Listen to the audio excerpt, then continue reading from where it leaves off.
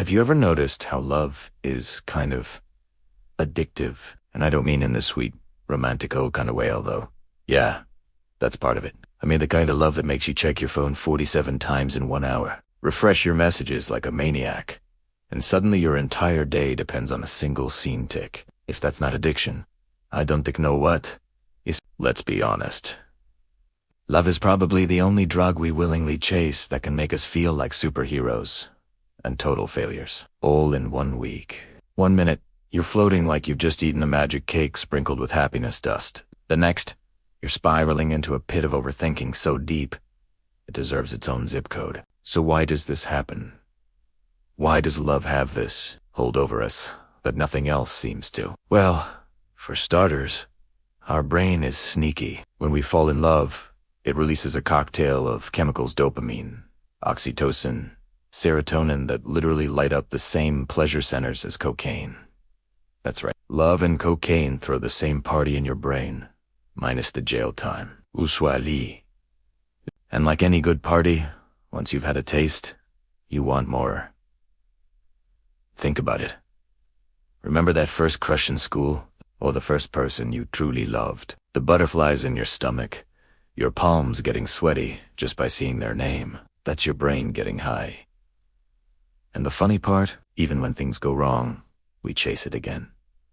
Rejection, heartbreak, awkward silences. Yet we still sign up for the next round, smiling like a fool. I mean, who hasn't sent a risky text, stayed up all night waiting for a reply, and then tried to play it cool like, yeah, I wasn't checking my phone every 5 minutes, totally relaxed. That's pure addiction. The brain wants the hit, not the sense. And our heart, well, our heart just goes along for the roller coaster, screaming and waving its hands in the air like it's enjoying the ride, even when it's terrified. And here's where it gets really interesting. Unlike other addictions, coffee, social media, Netflix love isn't just about the rush. It's also about the pain. Humans are wired to seek out the highs, but the lows, they're oddly compelling. Ever stalked someone's social media just to see them happy without you?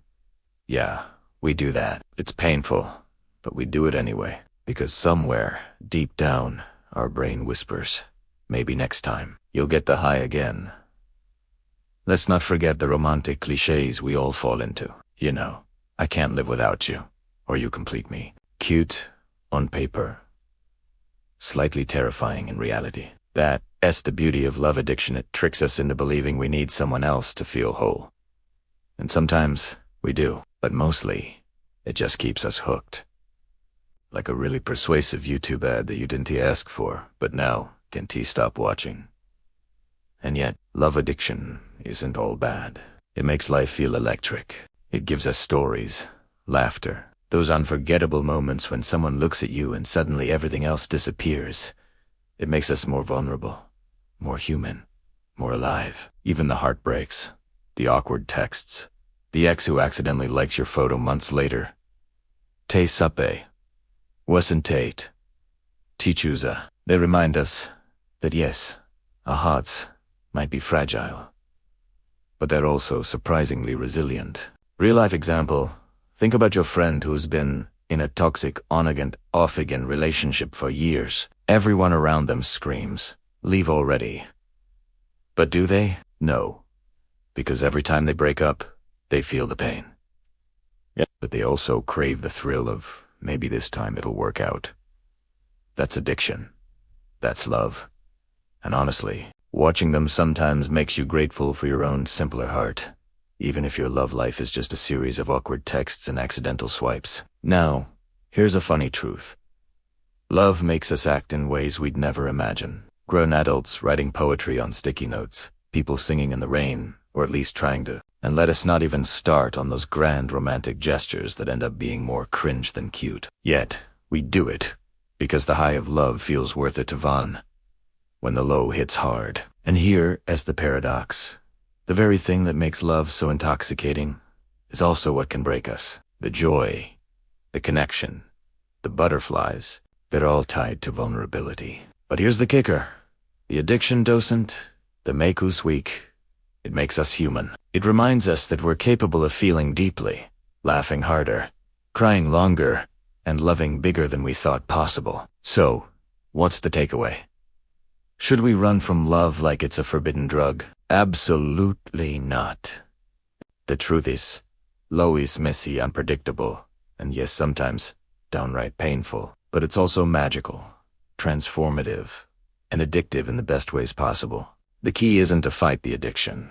The key is to recognize it, embrace it, and learn to enjoy the ride without losing yourself in the process. Because at the end of the day, we all need a little love. Even if it makes us check our phones obsessively, write silly messages, or feel like our hearts are doing cartwheels. It's human.